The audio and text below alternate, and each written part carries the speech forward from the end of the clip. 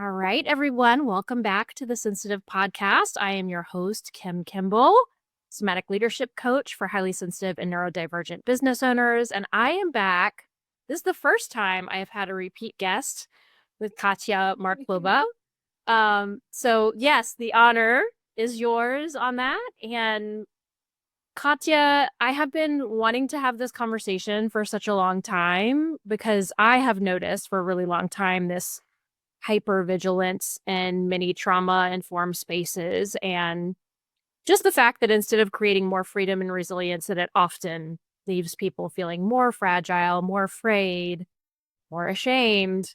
And Katja started riffing on this in her free Telegram channel, which I am in. And if you are not in it, you should be in it. So please come join me and her, primarily, obviously.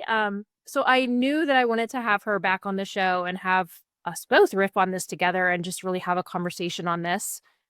So this is going to flow today. I didn't even introduce you because I've already had you on. So please go listen to the first episode. I don't know how to introduce Katja. I don't think she does either. No, Katja is a mythic wizard that deals with archetypal mythic fields, making your life and business more effortless, efficient, effective. But please go listen to my first episode with her. You'll get more of a context. But let's dive into this conversation. So again, know that you've spoken about the hypervigilance you see in trauma-informed spaces. Why exactly do you think that these spaces often create, like I said, more shame, more fear, oversensitization instead of the healing that they claimed? Can I first return a question back to you? Like, what resonated for you to have this conversation in the first place? Like, what was the thing? Because from my side, I was like a little bit hesitant to even talk about it because I know but I primarily work with other facilitators, practitioners, right? And so everybody does something for work. And I was like a little bit like, should I? Maybe not, but I cannot not do this. So what was it like? What's your thing? What's your flavor of this? Yeah, my flavor of this is that I feel like a lot of the spaces are just homogeneous. There's no room for a different opinion. There's no room for a different thought. And I know I've heard you say this as well, but that a lot of times these spaces, it's like, oh, we're very non-judgmental, we're loving, we're accepting, until the moment you go to not think or believe or behave in exactly the ways that they want you to, right? Yeah. And that has always caused so much annoyance for me. You know, I heard someone say recently, which I resonated with so much, it's like, there's one element of diversity, which is, okay, are there people of multiple ethnic backgrounds? Are there people of multiple races? Are there people of multiple religions? That's one element of diversity. But there's another element of diversity, which is diversity of thought. And that is no longer allowed to have diversity of thought, right? Right. And it's so bothersome to me as well. And I mean, I'm just completely riffing now. But I see this as one of the primary things that is inciting so much division in the world today. I mean, I'm going on like a real macro level here, but our inability to be with this difference, and when I say be with, I mean be with the somatic charge that it brings up, be with all of the triggers that it brings up for us. Our inability to do that is literally creating violence, is literally, I just had yesterday, there was, I was in my neighborhood and we have like a little park by mailboxes where I live. And there was a gentleman that was near his car and he was like stepping out of his car. And I mean, clearly in a very activated state, yelling and screaming into his phone and like pacing around his car and doing laps, like screaming obscenities. And I'm with my 2.5-year-old son, like right nearby in the park. And with all the world events and everything, I'm just noticing the hypervigilance in my body of, I don't know what this person is going to do, right? Like, and there's such an inability to be with this charge that people don't know what to do with Yeah. this. They're not Yeah. they're not equipped to handle this. And this is the same thing that's happening, right? When we have any sort of difference in these spaces. So it's shut down. It's there's a million different rules of, we can't say this thing, we can't think this thing. You are Yes. exiled if you dare to, right? Yeah. So yeah, that's my experience. Yeah, exactly. I like 100%. Like, and also when we first started talking about like, shall we record this podcast together? And you sent me a message like, I hope we will disagree on something as we go, so we can model it and experience it real time. And like, I don't think so because it sounds like we very much like I would love that kind of. I would love that to happen, but also I don't, right? Because still, like having actual conflict with someone is not a nice thing to feel. No, it's not fun. No matter no matter how practiced, quote unquote, you are in it, or how advanced you are as a human person, mature, right? It doesn't really matter. It still is very hard and very uncomfortable to feel. And yeah, it's like I was thinking about it today as well. Like also in context of education. Like, and I've been to so many trainings around like body trauma, somatics, breath, you name it, I've been there, yoga, like all kinds of stuff, right? And I was thinking about like education currently has become this thing that guides you into a certain box. Like those are the principles, those are the rules, those are expectations, and this is what's expected of you to become so that you can name yourself this. And I cannot tell you with how many quote unquote somatic practitioners I worked before. And I was like this as well. Like I noticed at some point when I was doing like this training after training after training, like still very much in this like not enough loop, right? I am not enough. What I know is not enough. Like nothing is ever enough. And I noticed that I become just like more neutralized as a person. The personality, like the character, the like the deep self is kind of being erased because of all this like frameworks and rules and principles, and this is how you're supposed to be as a practitioner, and this is how you speak, and those are the phrases you say, and this is the voice that you use, like all these things. And then you notice, and right now I'm like so sensitive to when people talk to me, and again, because I work primarily with other practitioners, so I have a lot of interactions with practitioners of all kinds and sorts. And when people start talking to me in a practitioner voice that is so removed and abstracted from their personality, I just like, no, like, no, let's not do that. Like, why are we doing this? What is happening? And to me, real education, and it doesn't matter if it's like a somatic training or it's school and university and corporate education, doesn't matter which one, but real education is like a journey of becoming yourself. And to me, it's a like a huge difference. And today I was just like, like a very simple truth, right? It's super obvious, but sometimes you have this realization of a very obvious thing, but also it's very profound. Like, whoa. And today I had this like drop of this, like, oh, education is actually what I see and what I've experienced a lot of the times is you're guided into something you are not. And the real education, how it's supposed to be, how it like, was maybe like many years ago, it's a journey of becoming yourself. And I think also like looking a little bit like zooming out completely, and also with this kind of topics, how people get offended very often. Like, oh, you're critiquing our modality. I'm like, no. I'm not critiquing your modality. It's like I'm zooming out to the point that I can observe like a bigger pattern movement.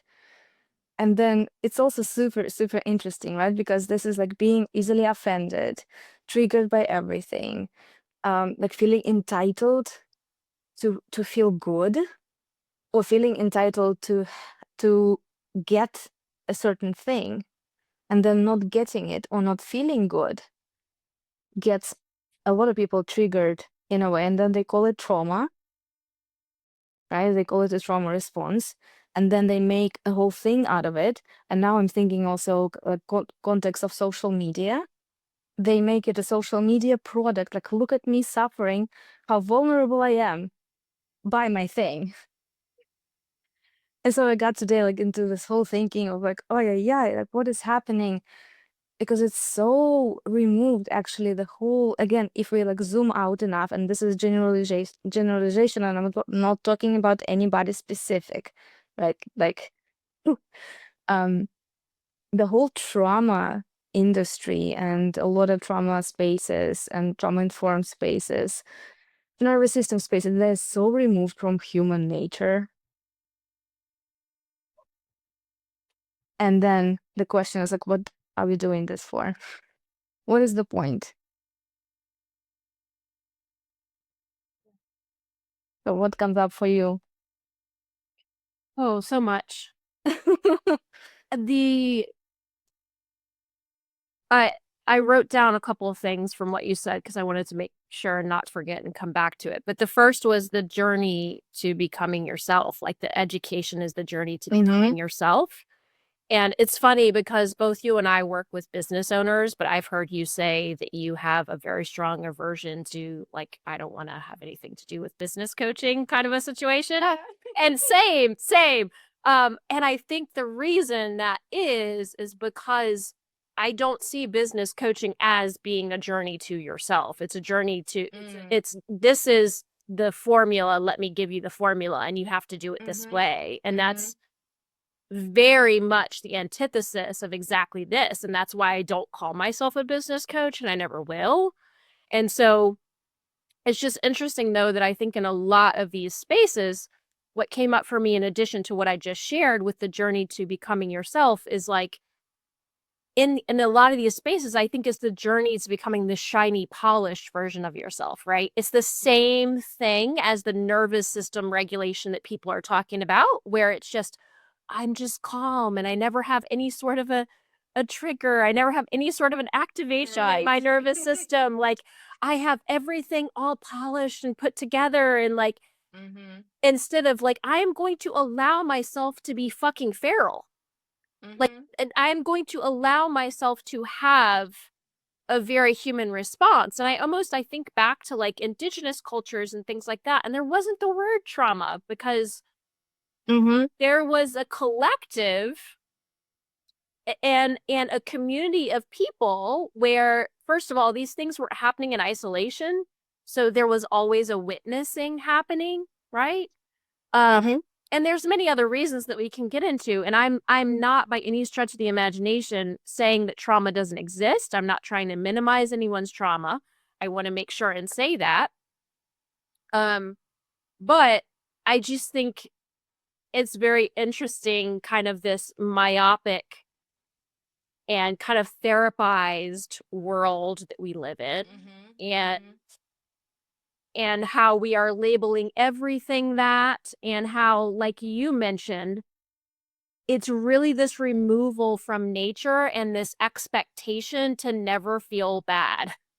And that if I am feeling bad, if I am feeling triggered, either you or I have done something wrong, right? Yeah, that something is wrong and I need to heal this. I need to go and dig into this. Like, can we work on it? And at this point, sometimes still like now less and less, because people kind of begin to get like, what is it that I teach, right? But less and less, it's still sometimes people ask me, like, I have this thing, and I like today I woke up and there was tension. I was like, what should I do? Like, nothing.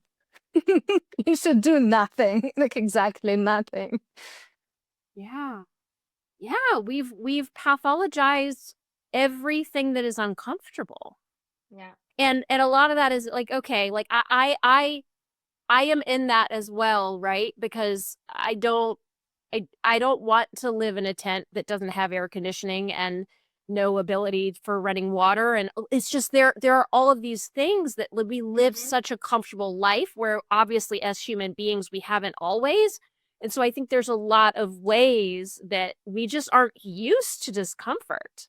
You know, I think of my son that is 2.5, and I was just talking with my parenting coach about the fact that he's whining a lot. And she was talking about how there are two skills involved in getting a child not to whine. And one of them is frustration tolerance, right? That he's to learn to have tolerance for frustration so that he doesn't whine.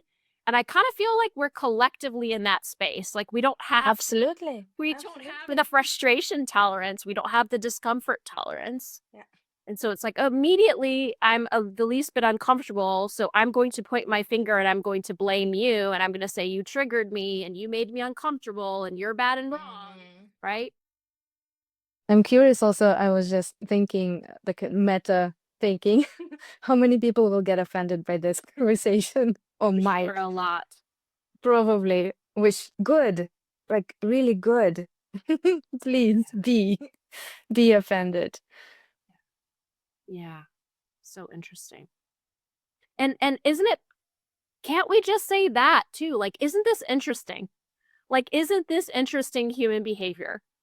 And that I'm not saying that I'm exempt from or that I don't do sometimes. It's just, can we take this observer stance like you are talking about of not any one specific thing or person or modality, but just can we zoom out and say, isn't this interesting pattern of behaviors? And doesn't have to be a judgment. There's just a curiosity there. Can we have more awareness around, oh, like, isn't it interesting that I can kind of go into these kinds of behaviors? So, all right. Well, I know you and I both feel that a truly, like, quote unquote safe space doesn't exist. Yes. What do you aim to create in your containers instead? And maybe let's talk about why we think they don't exist either. Aliveness. Can we please just also I've been thinking a lot lately. You've been here. I'm thinking so much. And then I'm thinking about the thinking because the thinking also has been so pathologized, right? So all the safety, and I see this as parts of one big wave, like this over fixation on safety. What does it even mean? And nobody knows what it means, and everybody's trying to get there, and everybody's trying to feel safety in the body. Like, do you know what you want? Do you know what it means? The thing that you say you want, do you know what it is? Like, do you know when you get there? Nobody knows. Everybody's trying to say that to create a safe container. Like, do you know what that means? Yeah, like it's not non-judgment. It's like, put some candles on and stuff. I'm like, no. No. Safety is not about the candles. And then this whole movement of somatics, which, like, again, I love somatics. I think everybody needs to know like the body and understand how the body works. So this is not criticism on somatics. But there's been like such a huge wave, right, with somatics, and suddenly everybody's doing somatics and everybody's somatic coach, and everything has become somatic. And everybody's like super fixated, like, oh, I feel a little sensation here, a little sensation there. Something must be wrong with me. Like, oh, there's trauma in my whatever. I'm like, no, you just sit the whole day. Like, have you moved? Have you had water today? Like, oh no, I thought it was my like ancestral trauma, And all this interpretation of everything. And also, like, kind of a parallel thought here. Currently, my friend and I were also preparing and conceptualizing a breathwork training that is a complete like pivot, 180 pivot from mainstream breathwork approach. And we kind of also looking into like what is happening, and the same thing is happening in the breathwork, right? In relationship with the breath, a lot of people, like everybody knows, quote unquote, how to work with their breath now. And so there's like, oh no, my breath went just a little up into my chest. This is bad and this is sympathetic. And there's like a lot of pathology going on and a lot of interpretation going on. I was like, no, just can you let your breath breathe you for a minute? And then it's just people, like in general, again, we unlearned to do this. Like, can you let the body be the body? Like, have you ever met anybody free of tension, free of any kind of tension, right? Mental tension, physical tension, free of trauma, quote unquote, free of anything? No, this is human condition. This is human condition. And then, right, like partly, I think this striving and desire to create the quote unquote safe space is a lot of this is based in colonial, like white colonialism, right? This perfectionism that everything should be perfect, you should be perfect, or you still have tension in the body, you didn't do enough inner work. Like you shouldn't be having that. Like a lot of shaming and a lot of pathology put into that.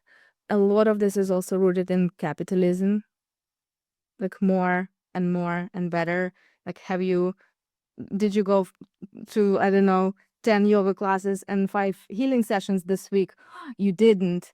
Oh no, you're failing in healing now, right? Or like, did you cry hard enough in your breathwork session? You didn't. You just didn't want to release your deepest trauma then. And then literally, those are the things I've heard people say.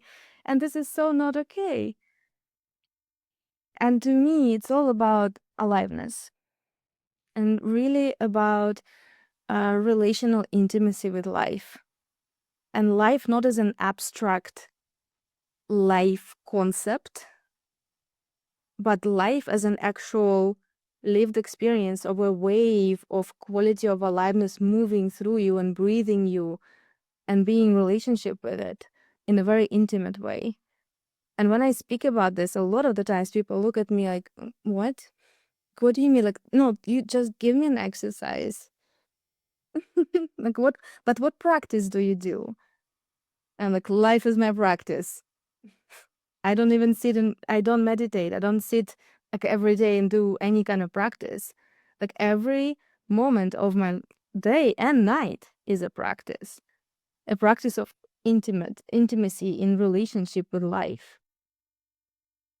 And that's the space that I want to hold, and the maturity of the space.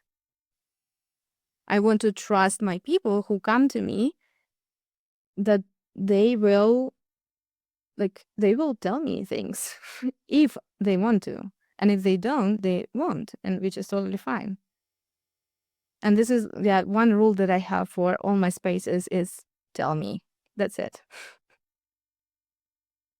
Tell me. Mature people, adult people. What's your take on the safe spaces? Oh man, there was so much I loved in this, I feel like I want to listen back to this podcast and listen to that section again because it was so good. But you talking about when I'm saying why do you believe there can't be safe space, that doesn't exist, and you said aliveness. Like that's just the answer. That's the answer. Aliveness, because aliveness it's not something that can be controlled. Like to me, a safe space means I've controlled every bit of aliveness out of it. Yes. And that is the antithesis of what I want in my own humanity and in yours. I got chills as I was saying that, and I feel a little bit emotional saying that. And, also I always think about, my take on why a safe space can't exist. Again, it's along those same lines, but because I can't control their people. I don't know what they're going to show up and do. Exactly. Like I can have high expectations for people. And of course, if somebody like does or says something absolutely crazy in one of my group calls or something, of course I'm going to have a conversation, kick them out, whatever, right? Like it's my job to moderate the space, but I cannot control someone. Like if they just decide to go off the wall one day, like, right? I don't know. And obviously I try to do a good job of vetting people. And if I think somebody's like that, of course I wouldn't accept them into the space in general. But again, it still goes to the back to the fact of like, I can't control someone. I cannot control life. And so you just saying that the practice is being with aliveness. The practice is, and this goes back to what you were saying before as well, it's just allowing that aliveness to move through you. Yep. Again, without controlling it. And I'm really appreciative that you brought up that a lot of this has its roots in colonialism and patriarchy and all of these things, because the other thing that was coming up for me as you were sharing was how similar my experience was in evangelical fundamental Christianity to what you were explaining, which very much has lots of roots in colonialism and patriarchy and capitalism and all these things, right?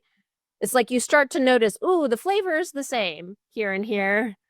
And I've deconstructed from that space and not in that space anymore, but it's really interesting that when I was in that space, if I was experiencing a bit of hardship or something not turning out the way that I wanted or whatever, there was very much this explanation of, well, you didn't pray hard enough.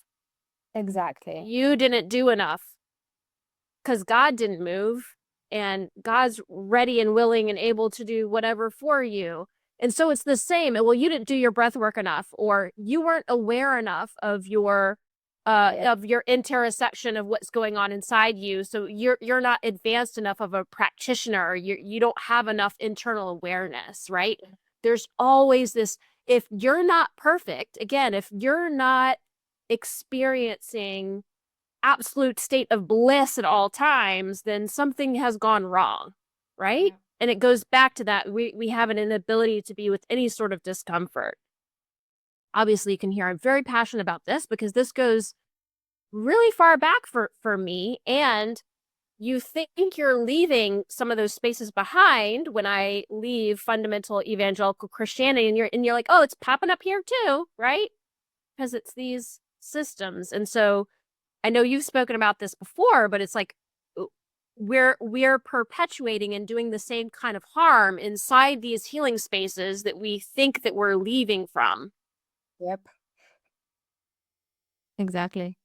And I just also I see it everywhere. And the moment you kind of look at like bigger patterns, like, and the way how I look at life and how I see my body and any body, right, as a movement pattern, as a pattern of expression of life. And then you see it just repeats itself over and over again. And yeah, because I work with like bigger archetypal and mythic movements, like for me, it's the natural way of looking at things. And I'm like, yep, the archetypal pattern playing itself out over and over again. And to me, it's super obvious. And when I point it out for people, people go like, whoa, I didn't see that. Like, what is happening? Like, yep, same thing, exactly same thing. Yeah, with my background in corporate, exactly the same thing is playing out in the quote unquote healing spaces. Yeah, it's so funny that you mentioned that because I just created a thread the other day and I think it like went the most quote unquote viral of any thread I've ever done. But I just had this observation. So I saw a couple of people that I really respect. And again, we're not calling anybody, I'm calling a pattern that went to these like massive events, like these massive like business events where a Tony Robbins type thing, right? Where it's like this just massive pump up, like hype, all of this. And it was so interesting because I immediately felt in my body when I was watching some of these clips, some of the same things that I felt when I was, again, in this fundamental evangelical church environment. And immediately I sensed, I was like, this is emotional manipulation. Like this is, people are going into these spaces and they're being emotionally manipulated into these really high experiences. And then they induce and feel more shame when they can't maintain that outside of those environments. And then they are kind of duped into, well, I'm going to spend more money. I'm going to go to another event. I'm going to buy the upsell, right? All of it is geared towards the upsell and has this emotional manipulation baked in. And again, I was able to zoom out and see that pattern. I was like, "Ooh, I feel this. I know this before. Like I've been in this space. I know what this is like." And I don't know, maybe it's our autistic brains that we see these patterns like this a little bit more readily. I don't know. Probably, yeah. But it's interesting, like you said, once you see it one place, you can't unsee it. Exactly. And I see it also like exactly what you said. That's like this a lot of the like healing stuff. And every time I say healing, I have to use air quotes. Because what does it even mean at this point? Um, it's based on peak experiences. Exactly what you said, like this hyping up, hyping up, hyping up. And then I also, something that does not make any sense to me, a lot of people speak about like expansion, contraction being like the cycle of life and the movement in and out. And then what they do, so they model a completely different thing. Yeah, this hype, hype, hype, hype, up, up, up, up, up. And it's not sustainable. Like you will collapse for sure. Mm. Just for sure. This is a guarantee. Like the body cannot go just up, up, up, up, up, up, up. And this is also another thing that I've been thinking about today about how the whole culture, and I'm talking specifically Western culture, right? Because this is what I know, is very much based on like this movement up and out, which is movement of spirit, which is right, is going up and out, the spirit that is connected more with fire and air element. Yeah, this fast-paced movement, if we speak like body language, more sympathetic system, the spirit. And then like a lot of healing, a lot of personal development spaces, they are built on that. Like hyping up, like oh, da, da, da, higher, more. Like business coaching as well, right? Higher, more, and higher, more. And if you're not earning, I don't know, 100K per month, like what are you even doing? And all this shaming. I'm like, oh no, what is happening? And what we forget is the soul that is going down and in. So there's this connection with the soul of the body. That is, again, if body language more parasympathetic and going down and in, and this, the movement, and it's very different to me also in my experience to what people would call like shadow work, which is again, like mainstream shadow work is a very much a spirit, like up and out work. Like let's bring everything to the surface. We need to resolve everything, and this need and this obsession with resolution of everything. Or like there's any tension, trauma, it needs to be resolved now. Like what is the fastest way to resolve? This is like a spirit movement, again, up and out. But you can only go up and out as much as you can go down and in. Because if you only go up and out, you again guarantee you will collapse. And the more you push and the more you kind of strive into this up and out, the harder will the collapse be. And then we tend to forget. And then I was thinking about alcohol. I don't know why, but like another word for alcohol is like spirit as well, right? And then a lot of the people have their spirits bottled up, literally and figuratively. And they only get to their spirit with alcohol or other substances. And then a spirit gets mad, comes out, and people do all kinds of reckless, dangerous stuff. And then they bottle it all up again. It's like a genie in a bottle. And a genie also comes from the word spirit. So it is like a whole rabbit hole of thought into like how the like over culture in healing and specifically somatics, because this is where I come from, specifically breath work, because this is something that I'm steeping in right now, like how everything is moving exactly in the same way. And then somehow like a lot of people, again, I really like, I don't want to generalize, but also I have to generalize to look at the bigger pattern, how we take the thing, we say this is bad, now we're doing this, and we do the new thing exactly as we did the old thing. So to me, it does not make any sense. It's not effortless, effective, efficient to me.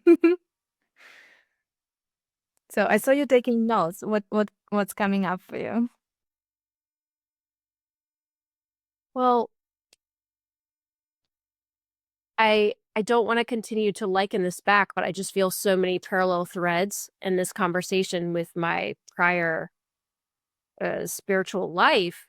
And it was, like you said, all up and out. It had no roots. There was no down and in. And even going back to a prior point in our conversation where you were talking about kind of this overanalyzation of our interoception, all this, right? I kind of see the pattern that I'm noticing even in this last bit of conversation was the pendulum swing, you know, that you're talking about of this. Okay, there's this up, up, up, out, out, out, out, out, push to that side, and now we're gonna swing the pendulum all the way to the other side of down and in. And like you're saying, that's never made any sense to me because I'm like, can we have both, right? Can we balance and rest somewhere in the middle here? And that's just human nature as well. This pendulum swing, and that's the body seeking homeostasis. That's the body doing what it does, and it's beautiful and wonderful, and we can just allow that to happen. But I think it can also be so interesting just to bring some awareness. Again, isn't this interesting that I'm doing this pendulum swing pattern here that I kind of look at it. My husband comes from a family that values the intellect and thinking above all things, which I know is just very, very common in the Western world in general.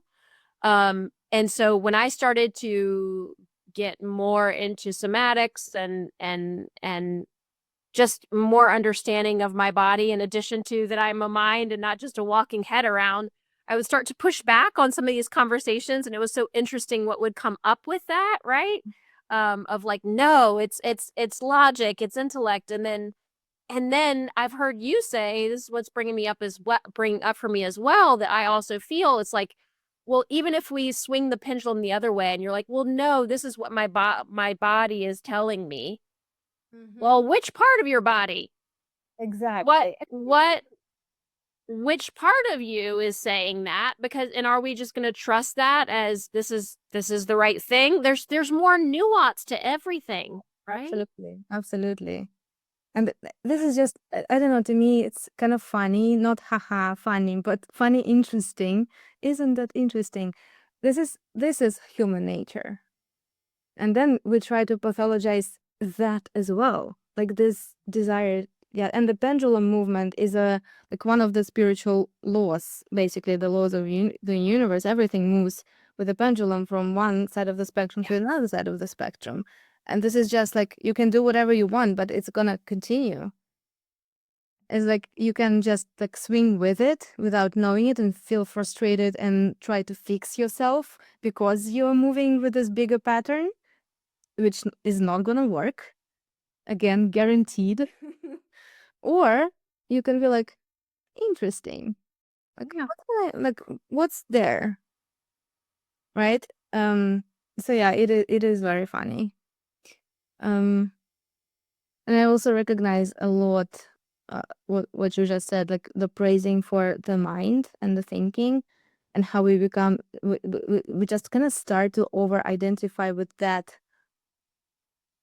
Yeah, and then this whole movement of somatics, and it's like everything lives in the body, and everyone's like, yes, this is the holy grail, everything is the body, and ended up with this wave, like also the wave that I've observed is when people go into this place, which to me feels like a very freezy place to be, when you just like, I cannot do anything because my body says something, like, right, like my body didn't want to. I'm like, so who are you talking about now? Like, what is this? Separation? This is my mind, this is my body. Like, what's you then? If your body said this and the mind said this, so like, what's you? To me, it's the same foundation, it's the same principle as anything else. The separation and fragmentation of like, my body said this, my mind said this. And then I decided I will never reply to any messages and I will stay on my couch and eat ice cream for the rest of my life. Like, okay, how's that working out for you?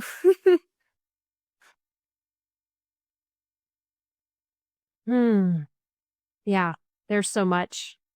And the alcohol, the spirit that you've been thinking about, wow, that was really deep. And I have gone through periods like that myself with alcohol. I haven't had a drink in, I think, like 4 years now. But certainly went through a period in my life like that. And what you described, I can very much say what experience. Like that there's some sort of aliveness in me that I only feel able to release Exactly. through this. It's the only way that it's socially acceptable. It's the only way that it's that I feel okay to allow that to come out, right? That is so weird to me. I know this is Yeah. absolutely true. And here where I live in the Netherlands, we have this every year in spring, we have this carnival situation for some days. I don't even know, like 3, 5. I always remove myself as far as possible from the happening.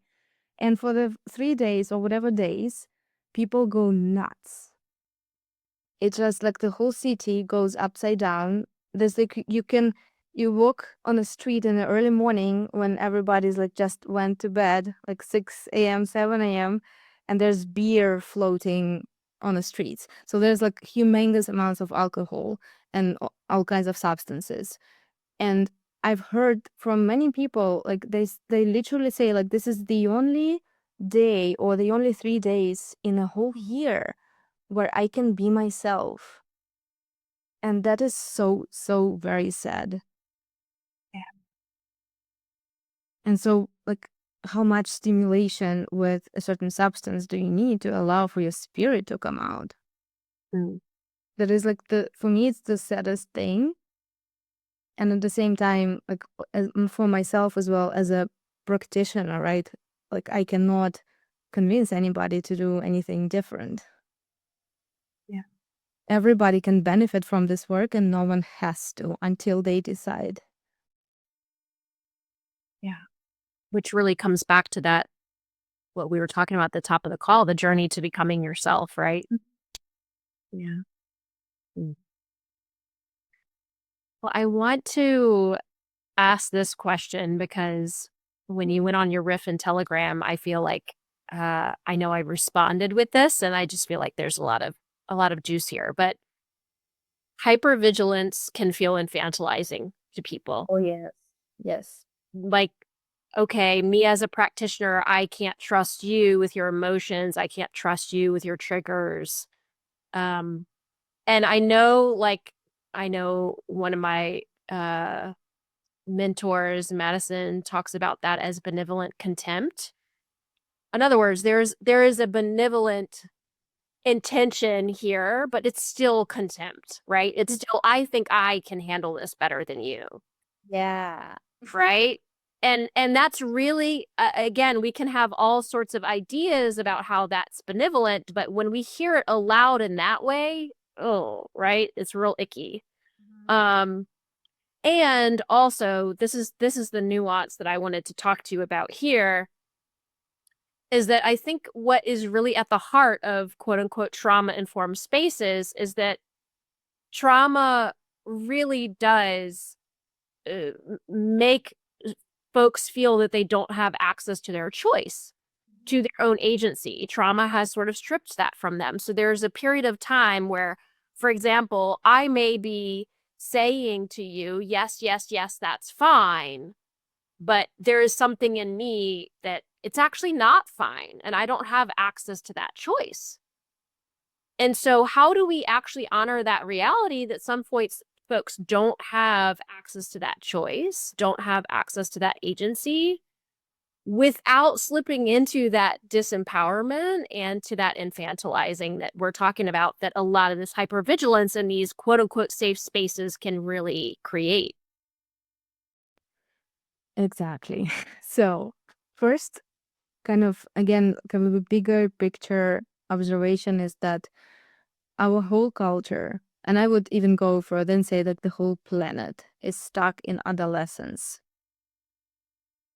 If you look, like, again, bigger patterns that are playing out politically, geopolitically, socially, it's a very adolescent stance in life. It's like, oh, you don't want to do things my way? Like, watch me. I'm gonna, like it's a very, um, I miss maturity and mature spaces a lot. And I miss elders. Like, there's a culture where there's no elders. There's only like old people, which is not necessarily elders. Um, and then there's a question of when we work, and everybody, like if you're human, you will have trauma.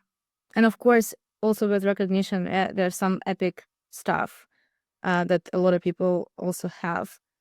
Um, but it's kind of also a part of human condition.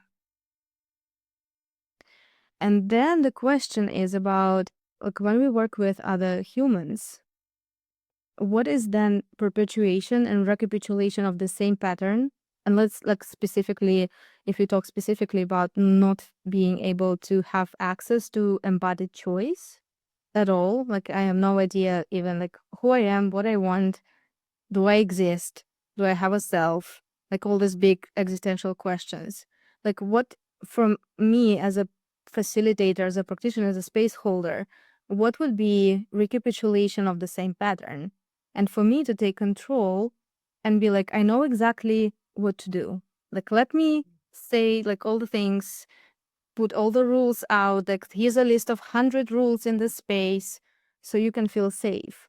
But to me, the question is like, is it really that? To me, it is more recapitulation of the exactly the same pattern. So I kind of by um over trying even to make the space safe and trauma informed and be like super vigilant around like is everybody okay and nobody's triggered and like be careful what you say and don't shame anybody, is like be careful about your language, and everybody's becomes like very very vigilant about their thinking and what they say and how they look and how they dress and everything. Like to me this is recapitulation of exactly the same kind of, you keep repeating, no, you don't have any choice by action. Like with words, I might say, like, you have all the choice here, but also here are all the rules of my container. Right? To me, is again, there's a misalignment between the words and the action. And to me, what's important is the modeling of the thing. Are you living the words that you are saying? And this is somehow is also a very rare thing currently.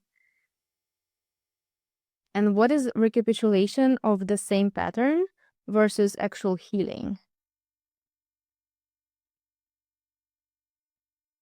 That's a rhetorical question. Yeah. Yeah.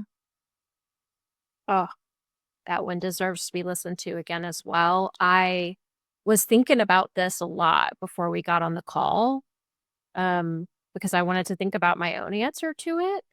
And again, we haven't really landed on a disagreement space yet, like maybe I would hope, but I agree exactly with what you just said, because what I landed on in my own thought process with this before this call was it's in the modeling. Yeah. It's in the modeling. It's not in the because I said so, right? Yes. And I mean, again, I can go back and think to with my 2.5-year-old son. It's like, okay, how's he going to learn these things? He's going to learn them by me modeling it. He's not going to learn from the because I said so, right? And that's just humans in general. And you know, being able to see in what you're saying of like, okay, the trauma came through lack of choice. And so now you don't feel like you have choice. And so let me keep you in a space of not having choice. It's basically what it is, yes. Right? Instead of now I'm actually going to give you choice, and you may not yet know and sense and feel inside you the access to it. But by continuing to model that you have choice and giving you the actual freedom for that choice, you will eventually sense it. Yeah. And that's a very different thing. Absolutely. And as you were talking, the thing popped up for me is the difference between external and internal authority.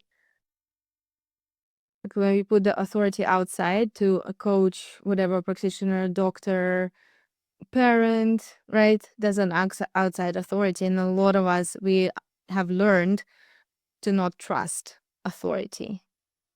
And then we kind of copy paste it to any authority, including the internal one. And then to me, it's also like a rehab of can I trust my internal authority on things? And also a part of the modeling, there's like a second point to this, but my brain just goes like places. A second kind of a different part of this is also, doesn't matter what kind of space it is, as a coaching or healing or whatever, education, whatever, family space. Like, can we have a disagreement without exploding anything? I always say to my students and clients, like, you don't have to agree with me on any of this. But please tell me, please, can we have a conversation about it at all? Because what I share now is something that resonates as truth for me right now. Like, ask me tomorrow, you will get a different answer. Ask me in 6 months, I have no idea what it's going to be then. Because life is moving, everything is changing. And right, and then when we really attach to this external authority, we're called, but the teacher said so.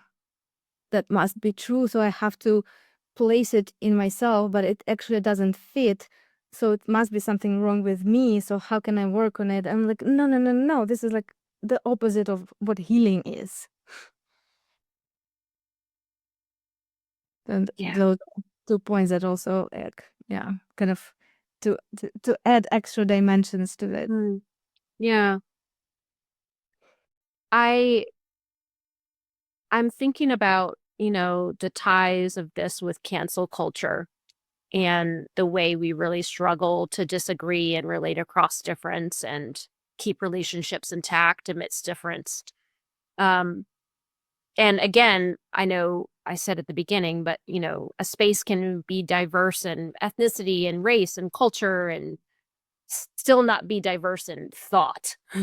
um, and I think so often most of us are not intentionally exposing ourselves to differences in thought because we're so triggered by it and because we can't stay with that charge.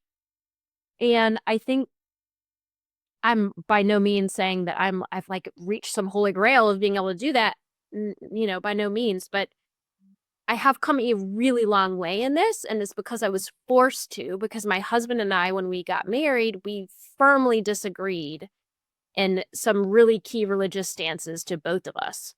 I was really fundamentalist evangelical. He was extremely fundamentalist Catholic.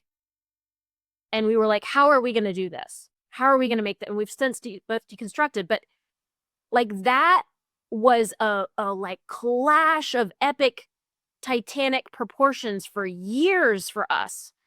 That we had no oil. I mean, we had a choice, but we chose to work through it. Like we chose to like, how am I going to grapple with this? How am I going to relate to and be with this difference?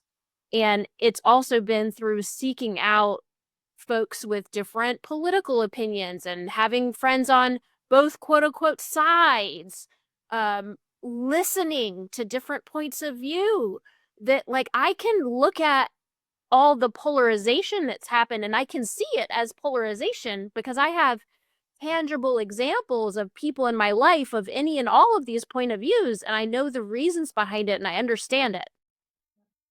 But we're not exposing ourselves to any of this. We're getting ourselves in these echo chambers. Mhm. And that's exactly, like, I just wrote it down, like, in a, like, an obsessed way, like, oh my God, this is it. It's all about the art of relating. Yeah, it is.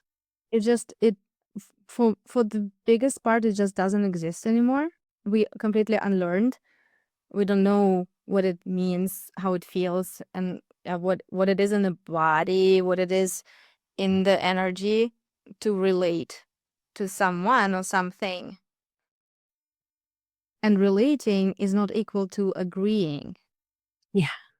And a lot of people don't know. Mainstream culture would have us believe that it was so, but no, it is not about that. Yeah. It's like if you don't agree, then you cannot relate. I'm like, what? No.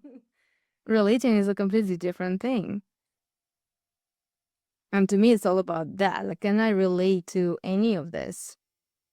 Also meaning, like, I don't know, going back, like, to all these tensions in the body, to whatever it is, to trauma, quote unquote, to people who I might be disagreeing with politically or whatever. Can there be a relational layer going on? And for a big part, it does not exist. Yeah. And Looks like exactly, we've lost it. yeah, and exactly what you said in the beginning is like we are all non-judgmental and safe space and love and light and everything until there's disagreement, and then the whole relational bit just goes poof. And so to me, it was never relational then. Yeah, and I know this kind of gets at some of the core tenets of your work. I know you've moved largely away from one-on-one. You still do it a little bit, but that you largely do group containers because of probably perhaps this will largely a lot of what we're talking about, right? Because relating is a necessary part of healing, and the relating, yes, it can happen one-on-one. You're relating one-on-one, but you get these larger dynamics in a group Mm-hmm. that you obviously cannot get in a one-on-one. And yet when we go in these homogenized group spaces with all of these rules, like how much healing can actually happen, right?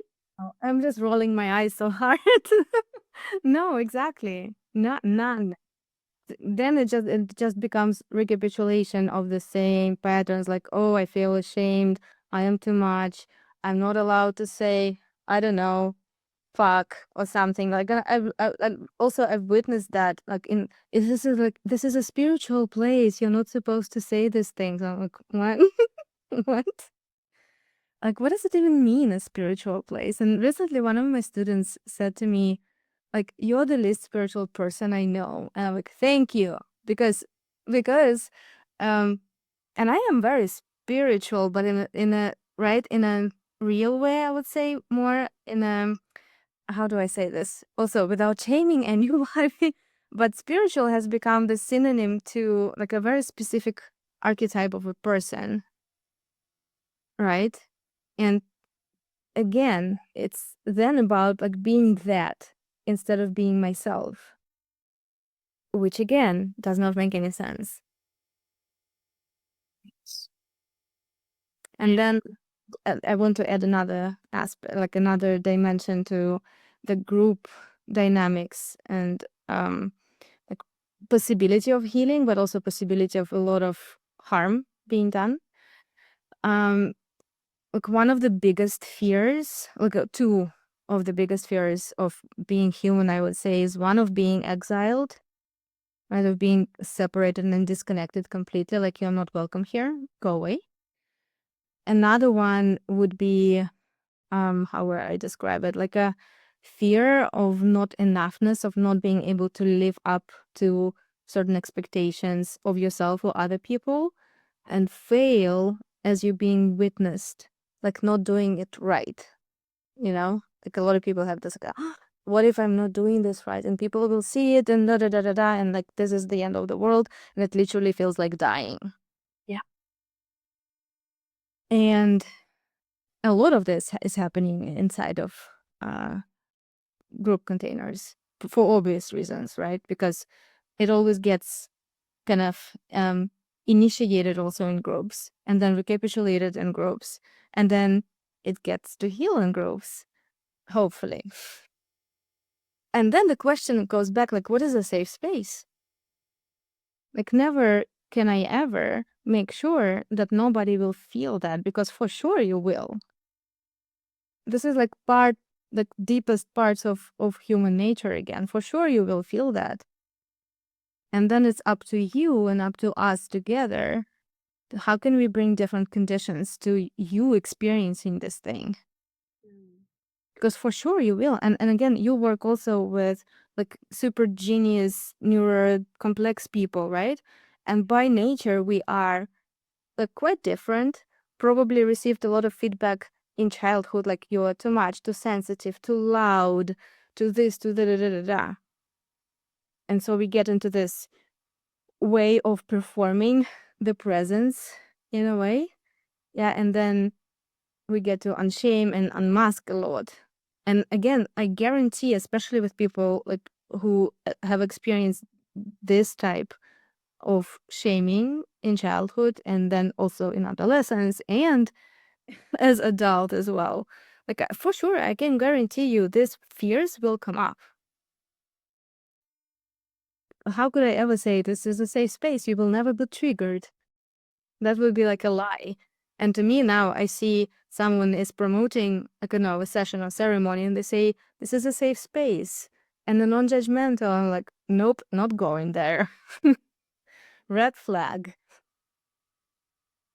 Yeah.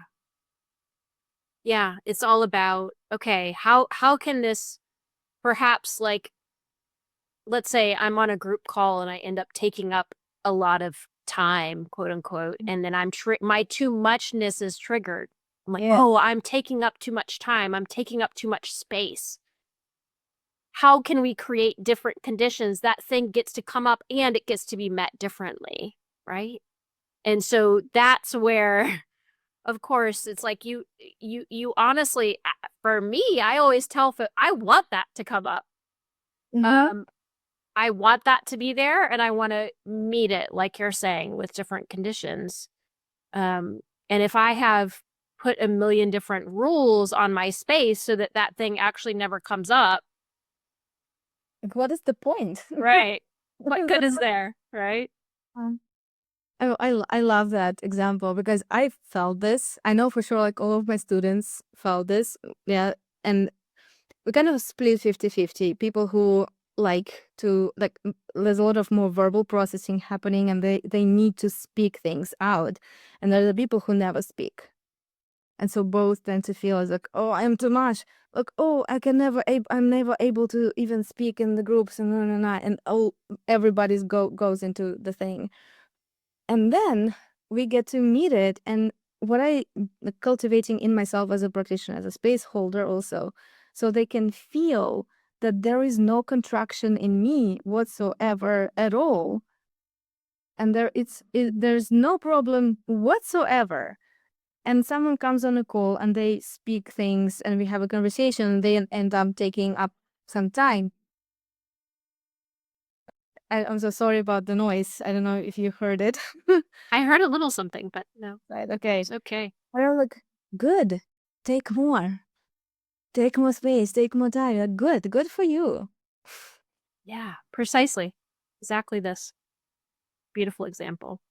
This kind of goes into, and I'll make this our last question because I'm tracking our time. I could have this conversation forever, but yeah, I would love to hear, like, what are some signs that a community is shame-centric so we can recognize and avoid investing in some of those spaces. Like, if somebody is listening to this conversation and you're not so triggered that you got off yet, yeah, if you're just like, yes, yes, yes to all the things that we are sharing, I know you just said, oh, okay, if somebody's like, oh, this is a safe space, that's a red flag for you. What are some other ones? Okay. If someone keeps talking about releasing everything only, I'm like, no, not going there. So like words that are totally red flags for me, and I'm sharing it from my personal experience, right? I'm not saying this is the truth and everybody should follow these rules now. This is kind of the point, right? This is my experience and what is true to me right now on this day of September 2025. Releasing things, any type of peak experiences and climactic experiences, safe spaces, non-judgmental spaces, love and light spaces, yeah, spaces that like really there's always a focus on resolution, on some type of fixing, although they never use the word fixing for obvious reasons, right? A lot of the times of people also will talk about like, yeah, like you, nothing is wrong with you, there's nothing to fix, and come to us, we can resolve all these tensions and all this trauma and all the pain, da da da da. So to me, again, like, no, it's just like the opposite things. What else? What comes to your mind? Yeah, the other thing is kind of along the same lines of what you're saying, but if somebody is like kind of promising for me to feel good all the time or feel calm all the time or just promoting like a sense of calmness, Yeah, no. like I don't want to be calm. And that's No, time exactly. I want to, like you're saying, like I want to feel the full range of my aliveness. So, Yeah, good one. No, we don't want to become yeah. a feral. Well, and it's so funny because a huge mark that I had a lot of trauma was my own inability to access my rage. Like I remember a therapist looking at me one time after telling her something that happened, and she looked at me, she was like, "Doesn't that make you mad?" And I was like, really taken aback by it. I was like, "No, what do you mean?" Like I had zero inability to access my rage. Yeah, same here. Yeah. I just used to believe that I was not an angry person. I was a very nice person until I wasn't. Yes. Yeah. Um, yeah, what else? There's just like, to me, it's any languaging that's very narrowing. Like, this is the one direction that's good. Or something that feels formulaic, like I'm going to give you the formula that gives you the keys to everything, you know? Absolutely. Like, follow my 3 steps to whatever. And oh, yeah, all the amounts of stuff I've seen on social media is horrible. Of like, do this 3 exercises for your abs to release all the. That's a true story. Like, this 3 exercises, workouts for your abs to release all the freeze stored in your body. Oh my. Oh, ouch. No, let's not. Interesting. Isn't that interesting? It is very, very interesting. Is there anything that you'd like to say in closing that feels like it needs another moment to wrap up? No, no, and yes. Again, as you said, I can speak about this like for hours and hours and hours. And it's all about your own agency. And it's all about maturity to me. And learning to trust again your own inner authority. Um, Nobody knows your experience better than you do. Nobody. Like, no coach, no intuitive person, no one. And somehow we tend to forget, and we tend to give out like all the authority and all the power. Like, huh, can you tell me how to fix myself? No. um but yeah, that. Yeah. In case folks have not listened to your other podcast with me, what's the best way for folks to connect with you, Katja? Telegram, Instagram, email, all the things, the usual. I'll put it all in the show notes that will be available to everyone. I just want to say that this conversation has felt so important because I think it really points us back to the heart of what healing and what community can be. Not about rigid rules, not about fragile safety, but about real, honest capacity, agency, as you said, and relationship, the heart of relating. So I have a feeling that this is going to stir up some conversations, likely this podcast. So if you're listening, if this resonates, yeah, I do. I hope so. And so I truly want to invite, and I won't speak for you, but I invite you to DM me, Katja, inviting you as well. So we would really love to hear how this is resonating with you, what it's bringing up for you, how it may be inviting you to rethink spaces you either choose to be in or spaces that you're creating yourself. So would love to end on that. Thank you so much for having this juicy conversation with me today, Katja. Thank you. I really, really enjoyed it. Me as well.